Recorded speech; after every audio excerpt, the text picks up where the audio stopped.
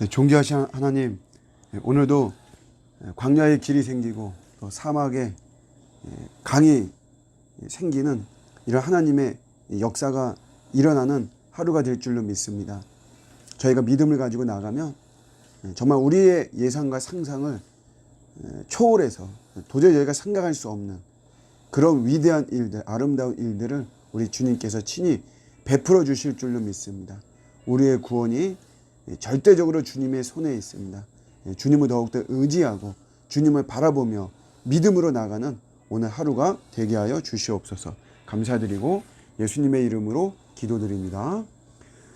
오늘 주시는 말씀은 사무엘상 18장 27절입니다. 다윗이 일어나서 그의 부하들과 함께 가서 블레셋 사람 200명을 죽이고 그들의 포피를 가져다가 수대로 왕께 드려 왕의 사위가 되고자 하니 사울이 그의 딸 미갈을 다윗에게 아내로 주었더라. 아멘. 사울이 다윗을 제거하려는 이런 구체적인 계획을 갖고 실행을 하는 그런 내용입니다. 아주 집요하게 다윗을 죽이려고 해요.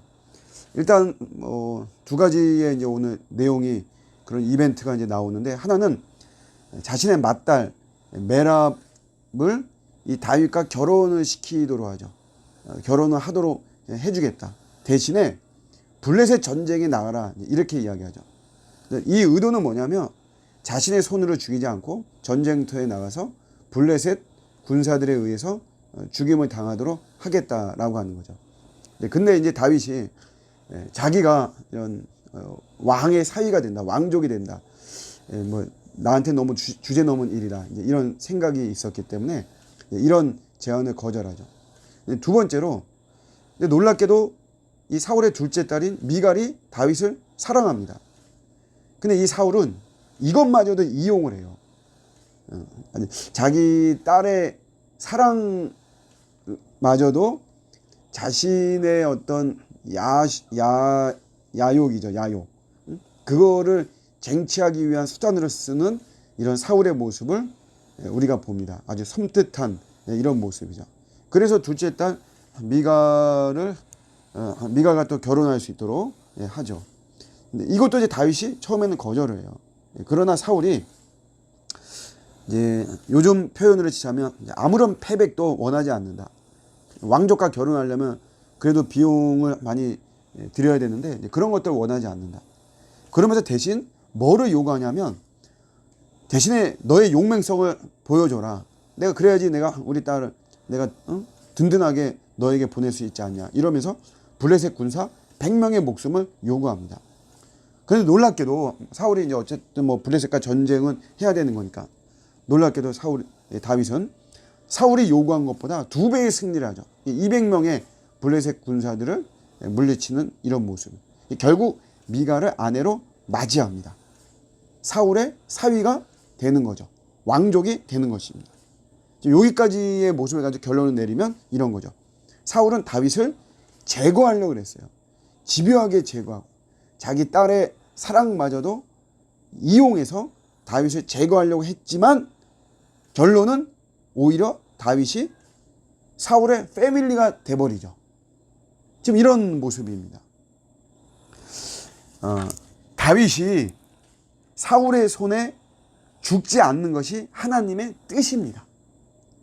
그러니까 여러분, 이 사울이 아무리 수단 방법 가리지 않고 다윗을 죽이려고 하더라도 다윗은 죽지 않는 게 하나님의 뜻이에요. 이 하나님의 뜻을 꺾을 수가 없습니다. 거룩하신 이 하나님의 뜻, 존귀하시고 전능자이신 하나님의 뜻을 사람이 꺾지 못하는 거죠.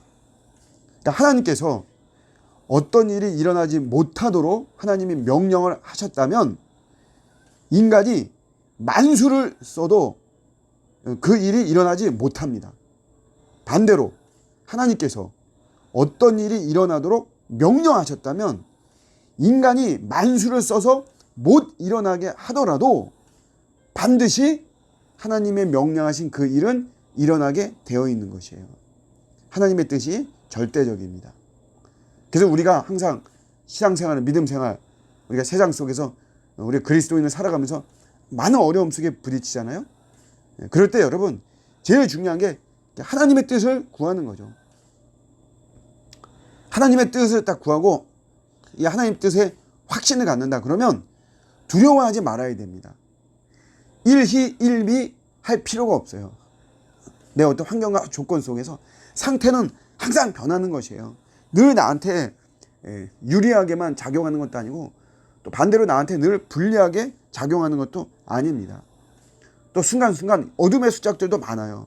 근데 그런 것 때문에 우리가 낙심하고 두려워하고 불안해하고 포기하고 이럴 것이 아니고 하나님의 뜻이라는 게 하나님의 뜻. 그 뜻 붙잡고 내가 광야를 가든 어둠의 터널을 가든 바닷속에 들어가든 불 속에 들어가든 중요한 거는 그 뜻을 붙잡고 믿음으로 나가는 것입니다. 그럴 때 예상 외로 내 상상 외로 하나님의 은혜가 우리에게 풍성히 임하는 것이에요. 오늘 다시 내용을 정리하면 사울은 다윗을 그렇게 죽이려고 했지만 결국은 다윗은 죽은 것이 아니라 사울의 왕족이 되는 패밀리가 되는 이런 놀라운 결과가 일어나는 것이죠.